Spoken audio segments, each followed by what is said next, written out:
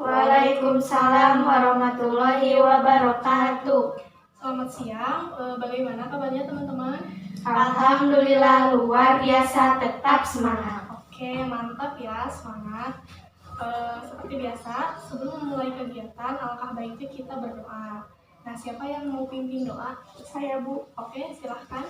Sebelum kita memulai kegiatan, mari kita berdoa terlebih dahulu. Berdoa di dalam hati dimulai. Berdoa selesai. Sebelumnya, seperti biasa ya, kita perkenalan dulu supaya kita pada kenal. Dimulai dari sebelah kanan. Perkenalkan, nama saya Nasrul Nadmi, saya dari kelas 10 IPS 3. Oke, selanjutnya. Perkenalkan, nama saya Tri Cahyani Ramadhani, saya dari kelas 10 IPS 3. Perkenalkan, nama saya Elsa Andini, saya dari kelas 10 IPS 3. Oke, sekarang sudah pada tahu ya, ini Naswa, ini Tri, dan ini Elsa. Oke teman-teman, ada yang tahu nggak kalau sekarang itu kita mau melakukan kegiatan apa? Saya, Bu. Ya, Bimbingan kelompok, bukan, Bu? Oke, yang lainnya? Belum ada yang tahu ya?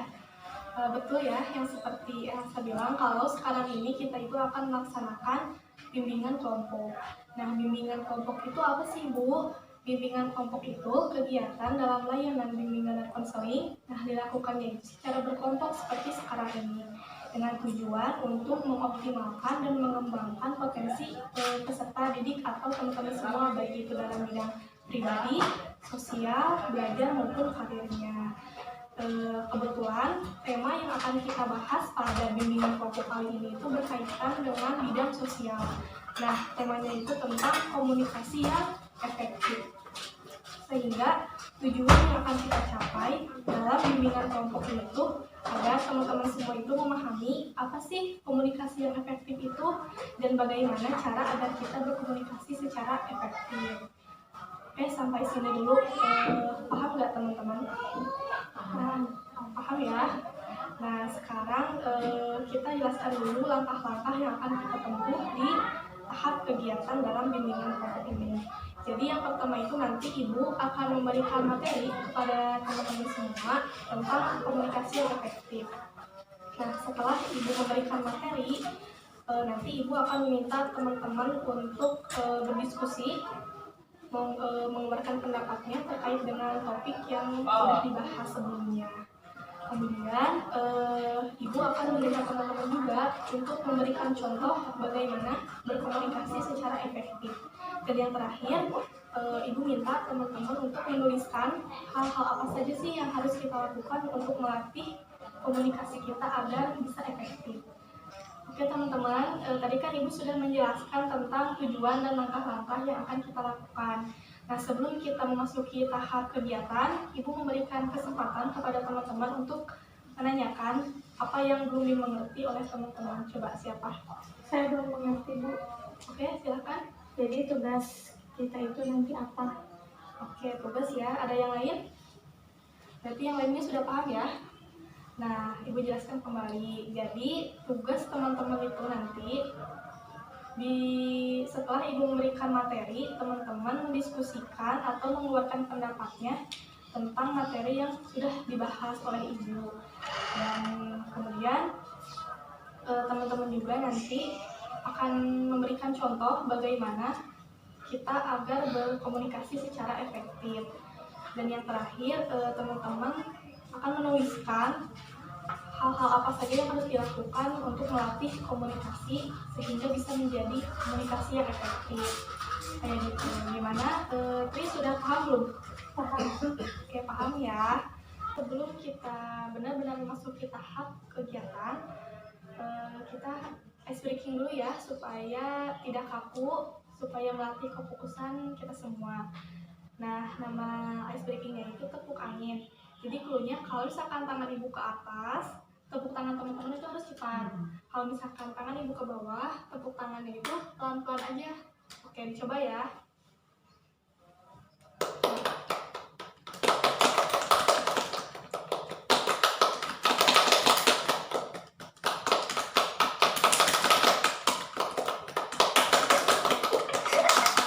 Oke, tepuk tangan. Nah, teman-teman, sekarang memasuki tahap inti atau tahap kegiatan. Jadi topik yang akan kita bahas dalam bimbingan kelompok ini tuh komunikasi yang efektif. Nah, ada yang tahu nggak pengertian atau arti komunikasi itu apa? Coba. Saya Bu, Oke, silakan. penyampaian pesan. Penyampaian pesan. Yang lain? Saya Bu, Ya, kegiatan memberi informasi. kegiatan memberi informasi. Saya Bu, kegiatan memberi dan menerima pesan. Oke, yang kalian sebutkan itu semuanya benar ya. Jadi komunikasi itu penyampaian informasi dan pengertian dari seseorang kepada orang lain. Nah, komunikasi itu dapat berhasil kalau misalkan timbul saling pengertian, yaitu jika kedua belah pihak antara individu dengan individu atau individu dengan kelompok itu dapat memahami atau menerima pesan yang disampaikan, kayak gitu ya. Nah, selain itu ada beberapa definisi dari komunikasi diantaranya. Jadi komunikasi itu diartikan sebagai kegiatan saling bertukar pendapat atau hubungan di antara manusia, baik antara individu dengan kelompok ataupun sebaliknya. Nah, komunikasi itu merupakan proses pembentukan makna di antara dua orang atau lebih. Nah, kan kita hari ini akan membahas tentang komunikasi yang efektif. Komunikasi yang efektif itu seperti apa sih, Bu? Jadi, komunikasi yang efektif itu kalau misalkan informasi, baik itu ide ataupun perasaan, dapat menghasilkan perubahan sikap sehingga terjalin hubungan yang baik antara si pemberi dengan si penerima pesan. Nah, keefektifan komunikasi itu dapat dilihat dari tujuannya. Apabila tujuan dari komunikasi itu bisa tercapai, yaitu tersampaikannya pesan dengan baik, maka komunikasi itu bisa disebut sudah efektif. Kayak gitu ya, teman-teman. Nah, tentunya dalam berkomunikasi itu terdapat unsur-unsurnya ya. Yang pertama itu ada sumber.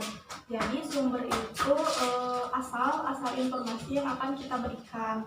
Yang kedua ada komunikator. Nah, komunikator itu seperti orangnya. Jadi kita akan memberikan informasi ini, berarti kita disebut sebagai komunikator. Nah, komunikator ini juga bisa disebut dengan komunikan atau si penerima pesan. Yang ketiga ada pesannya, berarti pesannya itu isi ide ataupun gagasan yang akan kita sampaikan kepada orang lain. Yang keempat itu media. Jadi media itu seperti saluran ya. Kalau misalkan medianya itu bisa lewat televisi, bisa lewat media sosial, bisa lewat radio, dan yang lain sebagainya. Dan yang terakhir ada hasil. Nah, hasil ini tuh berupa seperti jika kita memberikan informasi, berarti hasilnya itu kita akan menerima informasi tersebut, kayak gitu ya. Nah, sekarang Ibu jelaskan ya bagaimana cara berkomunikasi secara efektif. Itu caranya ada 5. Yang pertama itu, komunikator dapat menghargai setiap individu ataupun kelompok yang diajak bicara atau dijadikan sasaran dalam melakukan komunikasi. Yang kedua, komunikator harus mampu menempatkan diri pada situasi atau kondisi yang sedang berlangsung pada saat komunikasi. Yang ketiga, pesan yang diterima oleh penerima pesan dapat didengarkan dengan baik. Jadi kalau misalkan hal tersebut itu berkaitan dengan media yang digunakan ya. Kalau misalkan medianya tidak mendukung, seperti misalkan melalui televisi itu tidak berfungsi dengan baik, otomatis kan informasinya tidak bisa didengarkan atau tidak bisa diterima dengan baik. Nah, yang keempat, kejelasan dari pesan tersebut. Jadi pesan yang kita sampaikan itu harus jelas, maksud tujuannya itu seperti apa. Kalau misalkan tidak jelas, nanti kan kita bisa salah mengartikan. Misalkan saya sekarang berbicara seperti ini, Elsa meresponnya A, Putri meresponnya B, dan Naso meresponnya C. Berarti kan itu berbeda-beda ya. Nah, sehingga harus benar-benar jelas pesannya. Dan yang terakhir, berkaitan dengan sikap rendah hati dan mau mendengarkan orang lain seperti yang tadi. Jadi ketika kita berkomunikasi itu harus saling bisa mendengarkan dan memahami lawan bicara kita, kayak gitu. Dan teman-teman, tadi kan Ibu sudah menjelaskan ya materi tentang komunikasi yang efektif itu. Nah, coba kalian sekarang analisis apakah komunikasi yang kalian lakukan selama ini itu sudah efektif atau belum. Kalau misalkan belum, apa coba sebutkan dan alasannya. Dimulai dari sini. saya Bu, ketika saya sedang berbicara dengan orang tua saya, bahasa yang digunakan oleh orang tua saya tidak sesuai atau tidak efektif. Oke, lanjut. Kalau saya ketika sedang berbicara dengan teman, teman saya selalu mendominasi. Lanjut. Kalau saya ketika ingin curhat kepada teman saya, terkadang teman saya tidak mau mendengarkan. Oke ya, jadi tadi yang sudah disebutkan oleh teman-teman mulai dari Naswa yang katanya kalau misalkan berbicara dengan orang tua tidak menggunakan bahasa yang tidak sesuai. Nah, sehingga kita itu kadang tidak mengerti ya apa yang dibicarakan oleh orang tua. Begitupun dengan Tri, katanya kalau misalkan berbicara dengan teman, terkadang teman itu mendominasi, jadi lebih banyak berbicara sehingga kita tidak memiliki kesempatan untuk berbicara juga. Dan yang terakhir, Elsa katanya kalau misalkan curhat dengan teman, terkadang teman itu tidak mau mendengarkan apa yang kita bicarakan, sehingga hal tersebut menyebabkan kita merasa tidak enak untuk berkomunikasi kembali. Seperti itu ya teman-teman. Sekarang Ibu ingin meminta teman-teman untuk menuliskan contoh bagaimana kita berkomunikasi dengan efektif. Nah, mencarinya itu bisa lewat HP ya, searching gitu. Minimal 3 aja setiap orangnya. Coba. Jadi nanti kalian tulis contoh berkomunikasi dengan efektif itu seperti apa. Coba. Bisa dimulai dari sekarang.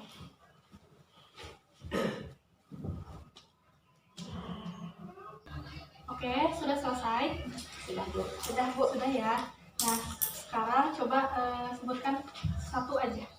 Mulai dari mana? Dari Elsa. Memperhatikan tata krama dalam berbicara. Oke, lanjut. Bisa menempatkan diri sesuai situasi dan kondisi. Oke, lanjut. Berbicara dengan jelas. Berbicara dengan jelas. Menggunakan bahasa yang jelas. Jadi ketika kita berkomunikasi, kita harus menggunakan bahasa yang jelas agar orang yang kita ajak bicara itu bisa mengerti ya apa yang kita sampaikan. Jadi nanti pesannya itu bisa dimengerti oleh si orang yang menerima pesan tersebut. Kemudian bisa menempatkan diri. Artinya ketika ada orang yang sedang berbicara, kita itu harus mendengarkan terlebih dahulu. Kemudian ketika sudah diberikan instruksi untuk berpendapat atau mengeluarkan pendapatnya, nah baru boleh kita berbicara. Dan yang terakhir, memperhatikan tata krama. Artinya dalam berbicara itu kita harus memperhatikan seperti bahasa tubuh yang kita lakukan.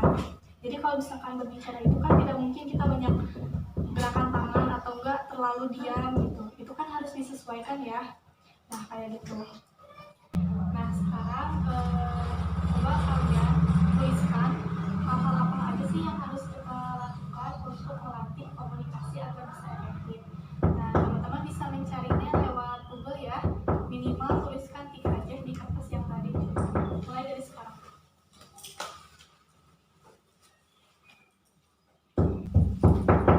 Gimana? Sudah selesai? Sudah Bu. Ya, coba sekarang sebutkan satu persatu. Mulai dari sini.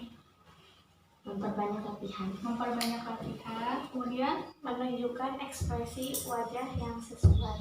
oke, selanjutnya. Berlatih mendengarkan dan memahami maksud orang lain. Oke, bagus ya. Nah, jadi yang barusan kalian sebutkan itu tentang hal-hal yang harus dilakukan agar kita bisa berkomunikasi dengan efektif, itu betul ya. Nah, jadi teman-teman, pembahasan kita pada bimbingan kelompok ini tuh seperti itu ya, tentang komunikasi yang efektif. Nah, sebelum kita mengakhiri kegiatan bimbingan kelompok ini, Ibu ingin meminta teman-teman untuk mereview atau menyimpulkan materi pada pertemuan kali ini. Nah, kalau misalkan tentang cara agar kita berkomunikasi dengan efektif, itu siapa yang mau menyimpulkan? Saya Bu. Oke, silakan. Cara komunikasi yang efektif, yang pertama harus saling menghargai. Yang kedua harus menempatkan diri. Yang ketiga, pesan yang diterima dapat didengarkan dengan baik. Dan yang terakhir harus mau mendengarkan orang lain. Oke, betul ya. Berarti sejauh ini teman-teman sudah paham tentang komunikasi yang efektif itu seperti apa dan bagaimana cara kita agar berkomunikasi dengan efektif. Jadi kesimpulannya teman-teman itu harus berkomunikasi secara efektif di dalam kehidupan sehari-hari, baik itu di dalam lingkungan keluarga, lingkungan masyarakat maupun lingkungan sekolah. Agar apa? Agar kita bisa memahami atau bisa memberikan pemahaman ketika kita berkomunikasi dengan lawan jenis seperti itu, sehingga pesan yang kita terima atau pesan yang kita sampaikan itu bisa dapat dimengerti baik itu oleh diri kita sendiri maupun oleh orang lain, sehingga tidak ada kesalahpahaman atau multitafsir ya, seperti itu. Nah, jadi pertemuan kita hari ini cukup sekian materi yang bisa Ibu sampaikan. Semoga bisa bermanfaat untuk teman-teman semua dan bisa diaplikasikan ke dalam kehidupan sehari-hari. Ibu ucapkan banyak terima kasih dan memohon maaf bila terdapat tutur kata atau tingkah laku sikap Ibu yang kurang berkenan di hati teman-teman. Terima kasih, semoga kita bisa berjumpa lagi di kesempatan berikutnya. Terima kasih. Wassalamualaikum warahmatullahi wabarakatuh. Waalaikumsalam warahmatullahi wabarakatuh.